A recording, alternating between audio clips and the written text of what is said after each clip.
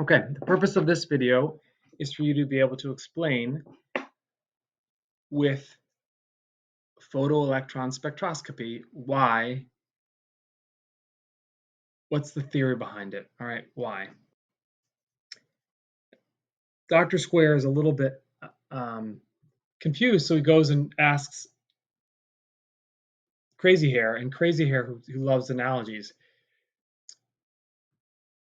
UFOs. All right, there's UFO outside, it's up in space, and he says, well, what's its mass and what's its velocity? And Dr. Square says, I don't know. And Crazy Hair is thinking and gives Dr. Square time to think about, well, how could we figure out what it is? It's just sitting there. Uh, it's not moving, so it probably doesn't have a velocity. But what's its mass? How could we figure out its mass? Well, what are you going to do? You could look at it, you could go there, um, but then you might, get abducted, and that doesn't. Who wants to be abducted? So, uh, Crazy Hair suggests the classic soccer ball UFO collision, where you take a soccer ball when you know its mass and velocity, and you hurl it at the UFO and you see what happens. So you do it, and of course, there's a huge space collision, and no one gets hurt. Of course, we're not aiming to damage anyone or hurt anyone, but it's in space, so this will be a good frictionless environment and simple in terms of like gravity, and we won't need too much physics. And as a result, the UFO starts to move. Now that it's moving, you can calculate its velocity. And if you know what the mass and the velocity of the soccer ball was at the start, then you should be able to calculate the mass of the UFO. This is the law of conservation of momentum.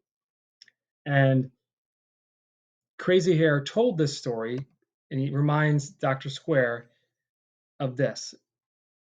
How do you figure things out about things that you don't know? You have to interact with it in some way. All right. Now here's another example, and this has to do with photoelectron spectroscopy because it has to do with energy. And this is the classic ball rolling down the hill. At the start, the ball's got potential energy and mechanical energy. Sorry, not. I mean, it's just kind of the same in some ways the same thing. Two ways of looking at this or representing the same thing or thinking about the same thing. All right. And then halfway down the hill, it's got a mixture of both. Still, the total amount of energy is the same. And then at the bottom, all of that energy has been converted to kinetic energy. Now, once again, this is similar to the uh, last thing in that nothing is lost or gained. That was the law of conservation of energy it was illustrating. And now,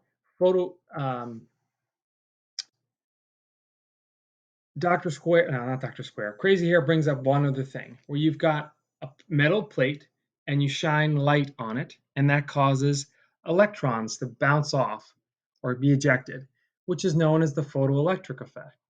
Now, all these things together make the theory of how they're able to calculate things or explain how they do it with proton electron spectroscopy.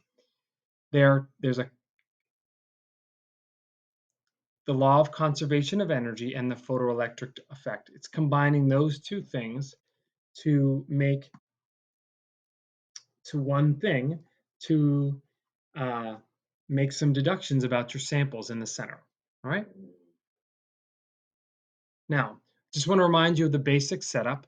You've got a sample, you're shooting X-rays at it, that's shooting out electrons, and then you detect them. Now, it has to do with the detecting and the radiation source. It's the combination of these two things that allow us to calculate things. Now, the first law of thermodynamics,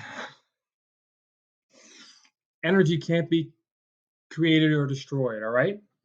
Now, this electron, or this, excuse me, this X-ray that's coming in has a certain amount of energy, and the electron going out has a certain amount of energy. And if I can calculate those two things, then I can figure out how much energy I was being, that electron was being held within the atom. If this is the 10 coming in, 5 coming out, then what's in between, we're going to call binding energy, would be 5, because you have to, what energy in is energy out. All right. So the binding energy is simply, you take this is the energy of the incident or the incoming X-ray or incoming radiation, and then you minus the electron, the energy of the electron coming out. All right. And I'm going to explain this a little again, but with the machine. So you've got your sample, it's in the center. You bombard it with X-rays, all right? And you know their frequency, therefore you can calculate their energy, all right? Then you detect electrons coming out and you calculate their energy. Within the director, it's based upon like magnetics and trajectories and how far they go and how fast they're going. What you do to those two things, you minus them, and that arrives you at the binding energy within the atom for the sample. And there you go. Thank you so much.